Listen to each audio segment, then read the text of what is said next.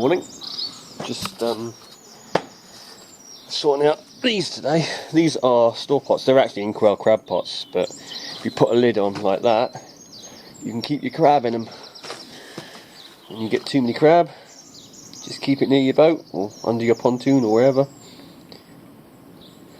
But I'm going to be making the new lid. Now the new lids, I make them out of marine ply, or you can use what's that other one called? Can't think of WBP or WF. I can't remember its name. But anyway, sheet of plywood, not crap stuff, because obviously it's going to be under the water, so it needs to be good. And all I'm doing is just marking out the old one. This just screws on. It's just like just snaps in, and just a string which goes over the top and holds it. So that will mark the small one. I will mark over here because this bit of wood isn't very good, but it's probably good enough for this. So that's good enough for there. Might be. It'll do. It'll do. This one's been on for 6 years or something like that in this store pot, so you know it's lasted long enough. It's still okay, but you see that it's around here it's breaking, so I'm going to change it. The trouble is out the water, it's drying out and that doesn't help it. Right, good to go. Now it's got to go back to jigsaw.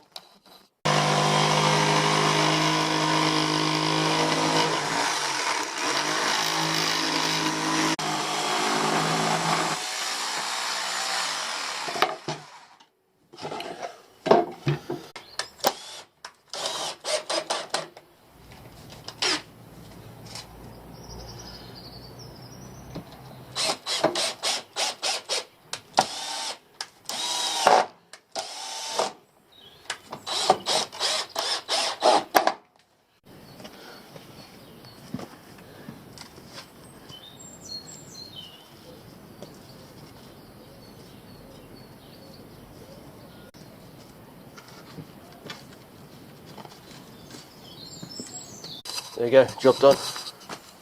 What I will do is just take the edges there so these ropes sit in not on the edge of the wood, so it slots in a bit. And that's pretty much it. Lid finished. So yesterday I went down and I changed the chain on the boat, the mooring chain. So I thought we'd have a quick look at it. Because this is the old one here, which I brought back. Now this is the end that goes to the rope, and as you can see there, it was getting pretty damn thin. This is what I was on about, that I left it an extra year, so it's been on a year longer than when I was going to change it. I mean, that still holds just about, you could say, but what you got to bear in mind is I had a backup mooring rope alongside it, so if I did lose the chain, it would have gone onto that mooring rope and there wouldn't have been a problem. But you'll see, I'll show you the difference there. If we go down this end, and you'll see here, this is the end that goes to the deadman, or towards the end of the sand. If you bring this up, it's easier to see it this way. There you go. You see the difference on the wear. And so this is the part that goes to the boat. This is the bit that the boat's always doing this with. In any depth of the water, it'll be moving it. Whereas this bit, when there's that much chain, this bit sometimes isn't even moving on calm days. And you can see over a period of years how it literally wears that chain away to nothing. And yet that one's almost as good as it was the day it went in. Obviously it's rusty, but and you'll see that. Let's see how far we can go down to about. Gets probably a bit better there. You'll see that down to about there's where the wear gets thinner or acceptable. But I'll probably cut the chain in half, keep half of this chain, because you can see there's nothing wrong with this part of the chain, in case I need to use it for anything else. And because if I do my outer mooring where the chain never dries, it won't rust as quick.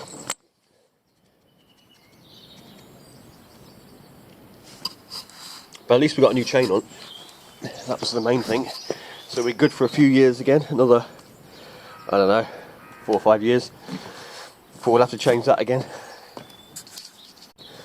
Now some of you may think, why don't I put a bigger chain on? Because some people put much bigger chains on. But you've got to remember the boat has to take this weight, and any weight on the front of the boat, when you get storms, big, strong, you know, when you get a lot of water there with the tides, you're getting more chain lifting off the bottom. Obviously if it's twice as thick, you've got twice as much weight, and that's all holding the front of the boat down, which could possibly cause waves to come over the top of the boat in storms, that sort of thing. So it's all very well having a mooring that will never break, or you know, a mooring that will last you for 20-30 years, but it's no good if it runs the risk of sinking your boat. So I go with this one, and of course there's always the price element as well. I mean, this chain cost best part of £100, I think it was, for the chain I replaced. This chain's obviously a little bit shorter than the piece I had, because this one's been cut up out the sand and then joined onto. So there's the fish cat sitting in the rhubarb. He's like, yeah, whatever. Yeah.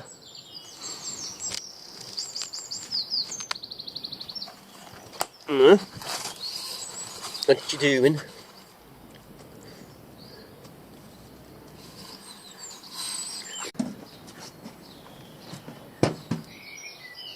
So, waterproofs. Big red glove on a very hot summer's day. No, I'm not going lambing. I'm going to anti-foul the boat. Now, with any luck, you know what that means? That means that this week the boat will be launched. Now you may be thinking, oh, it's in lockdown and all the rest of it. It is. The boat is licensed though. What's going to happen is the boat will be trailered down by someone, and I will follow. I will float the boat off. The trailer, another person will drive off, so there'll be no contact, and from that point on I put the boat on the mooring. Because I'm on a beach mooring, I can drive straight down the beach and go straight out on the boat without having any contact with absolutely no one or any objects, because where I go, also the car park there where I put the car is a boat park. It's a private boat park, so it's not a public car park, so it shouldn't be full of the public. So hopefully we won't have any contact with anybody. Plus I go at 5 in the morning, 4 in the morning. I will be limiting my trips, so maybe 1, 2 a week. We'll see how we get on. But like I say, first of all, we've just got to wait. There's a bit of wind coming, I think, Monday. So after that, the boat will go down, and then hopefully we can start bringing some new videos. And hopefully there'll be some spiders and lobsters and fish and all sorts. But anyway, let's get this anti-fouling sorted.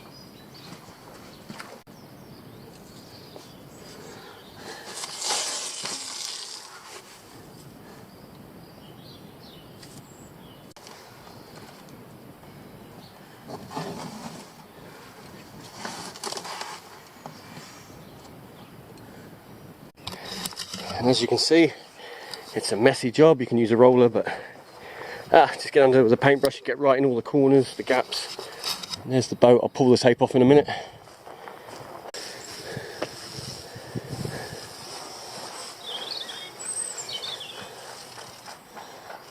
There we go. We are ready to go.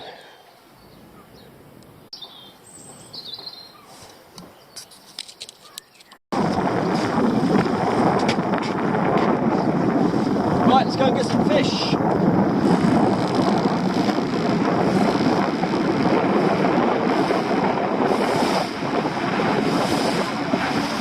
Right, we're going to start with our little pipe lures,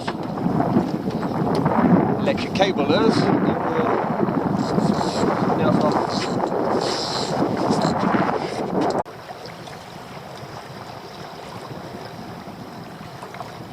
That's a fish, that's a fish. It actually jabbed it to the bottom for a second.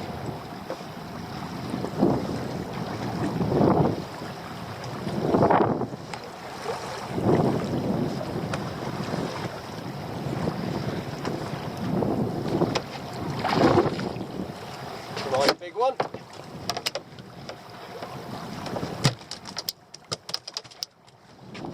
down a sec, and we just go back down in case there's more.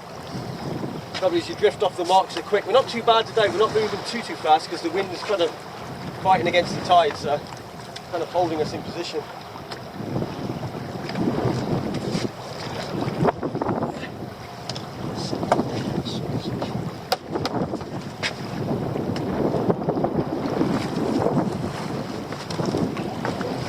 Go. That's Pollock.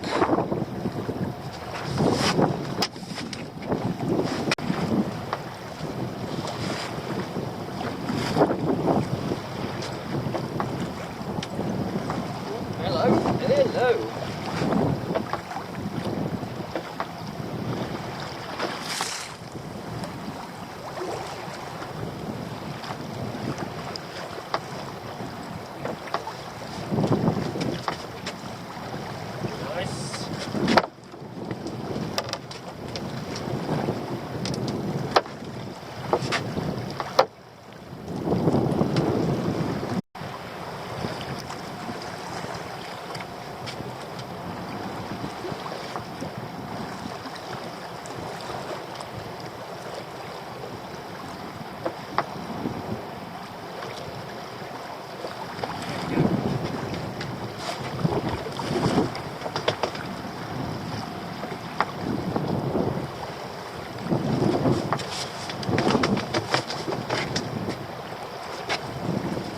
Bad one.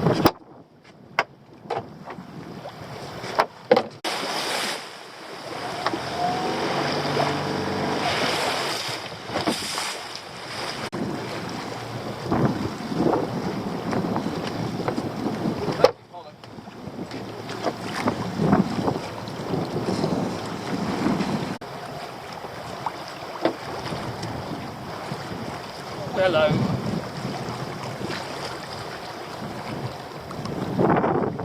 To the bottom. Oh.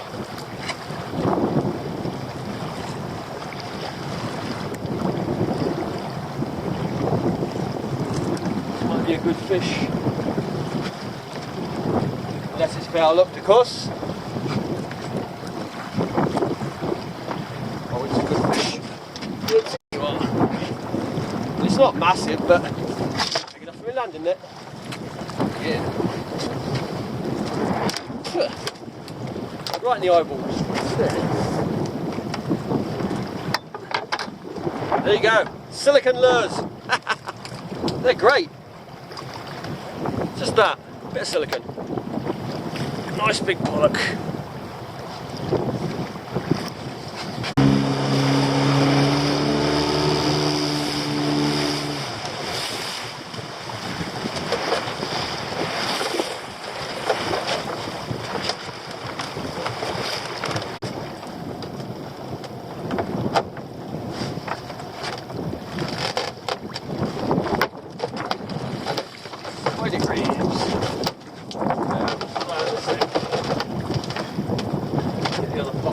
Drifting too much. But we do have a keeper.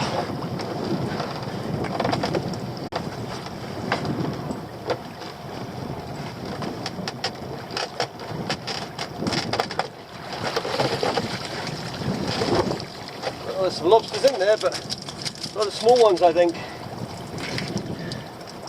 One with no claws.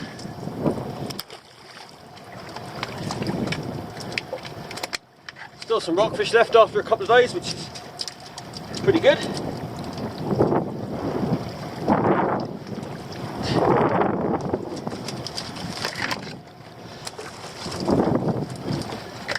Maybe. Another baby.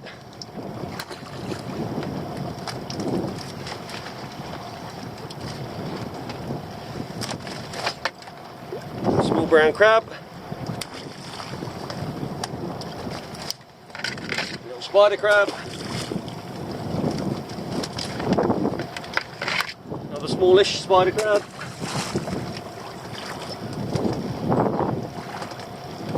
And another lobster, which I'm pretty sure that's undersized.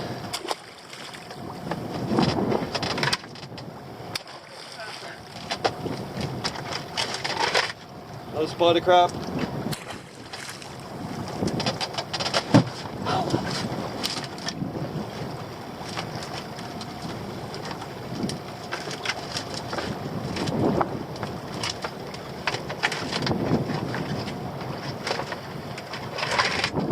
That one I'll keep to one side for now.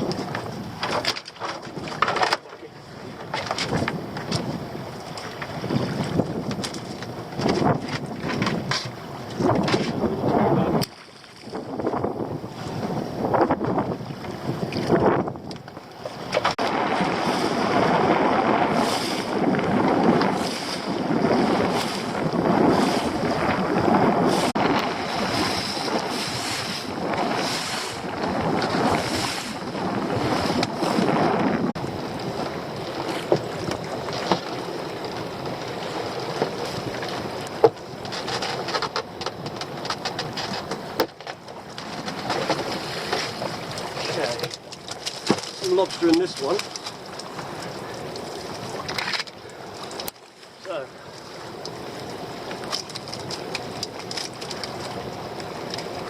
first one is an undersized one with one claw. Second one is, yeah, that'll be undersized as well. Get rid of this.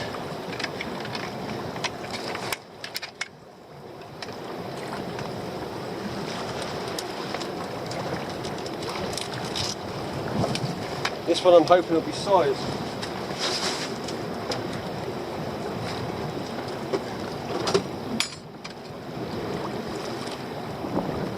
Yep. Double check that. Yep.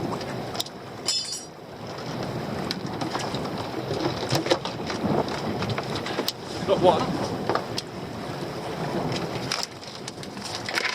And some undersized spider crab.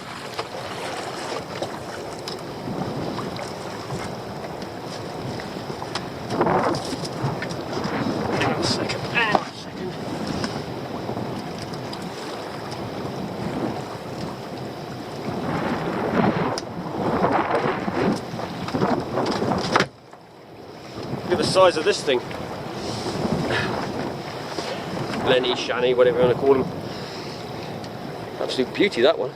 Huge belly, probably pregnant, probably full of eggs in roe.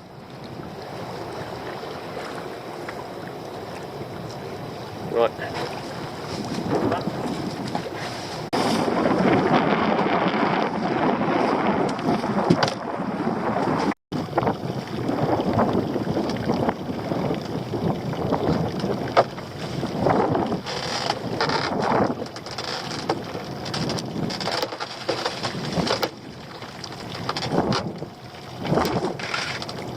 Crab.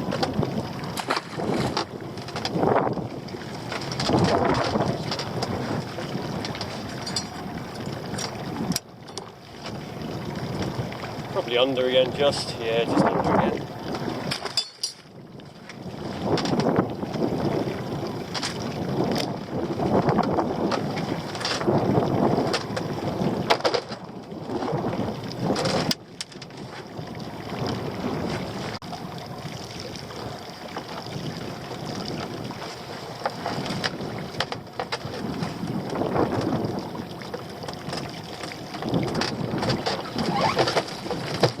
There we go, more like it.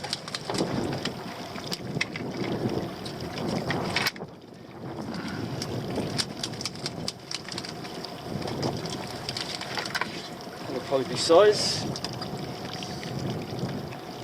Yep, easily.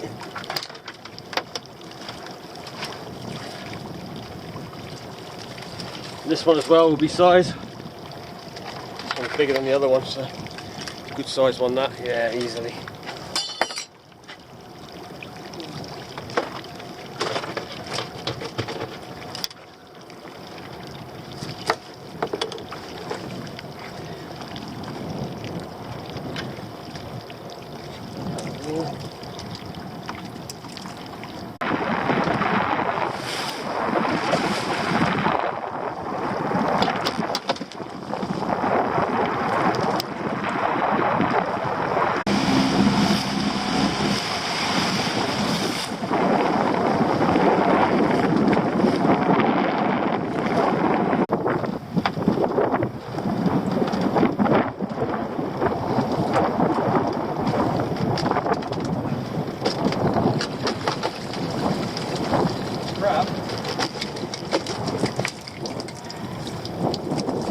crab, small lobster,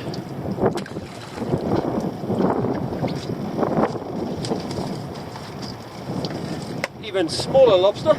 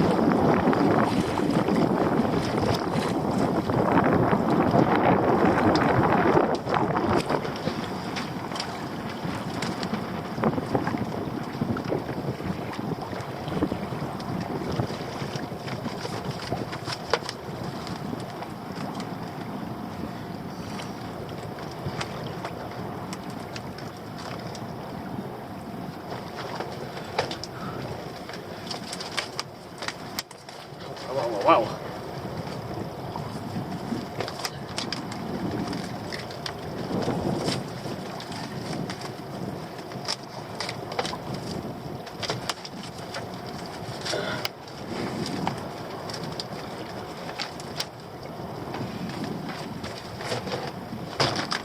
There we go.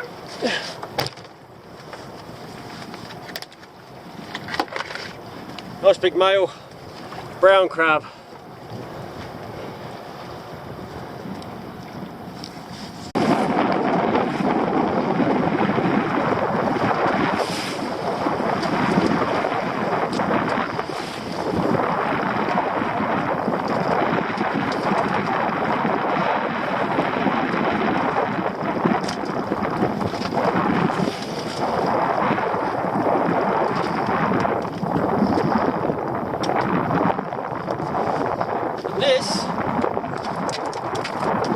That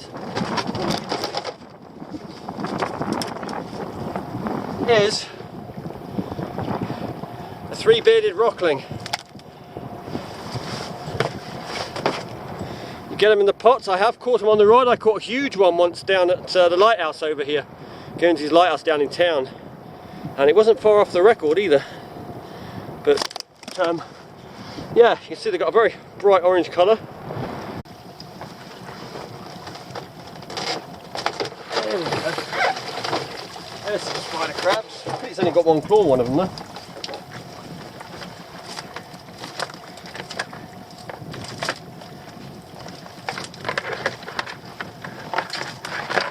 Decent sized one. And this one in here is massive, but the trouble is it's only got one claw.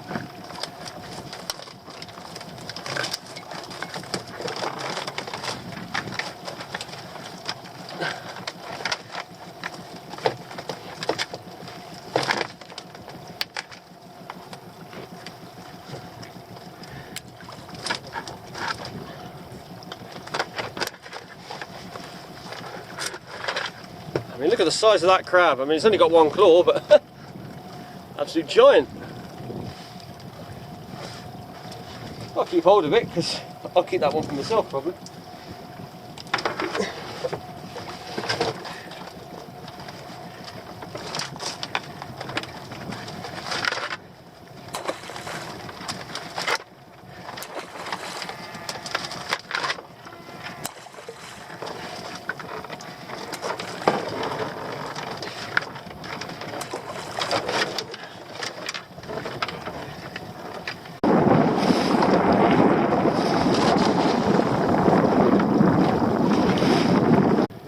Up a dead one now. Yeah. Okay. Cheers, mate.